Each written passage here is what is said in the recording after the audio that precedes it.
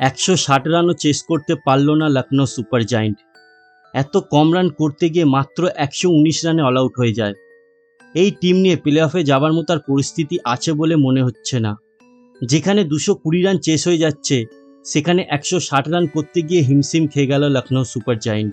রাজস্থানের ইনিংসকে দুর্বল করে দিল একাই মোহাম্মদ শামি। মোহাম্মদ শামি আবার প্রমাণ করল সে একটা ওয়ার্ল্ড ক্লাস বলার। পাওয়ার প্লেতে 2টো উইকেট নেয় যশস্বী জয়সওয়াল আর ধ্রুব জুরেলের।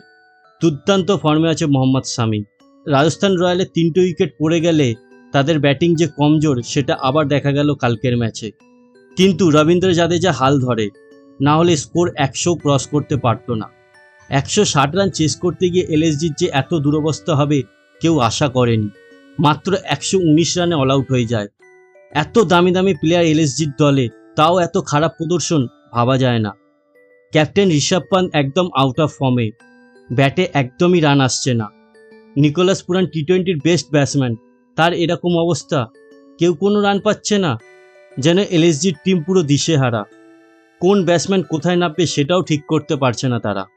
ঋষভ পান্তকে 27 কোটি টাকা দিয়ে কিনে এলএসজি কি বিপদে পড়ল?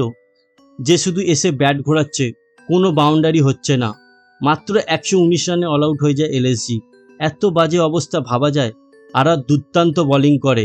জোফরা আর্চার 4 ওভার বল করে 3 উইকেট নিয়ে মাত্র 20 রান দিয়েছে। রাজস্থান রয়্যালের একটা রয়্যাল জয় দেখলো তার দর্শকেরা।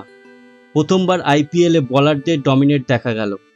কোন জায়গায় হারলো এলএসজি কমেন্টে বলতে পারেন। আর আমাদের চ্যানেলটিকে লাইক, কমেন্ট, শেয়ার করে দিন।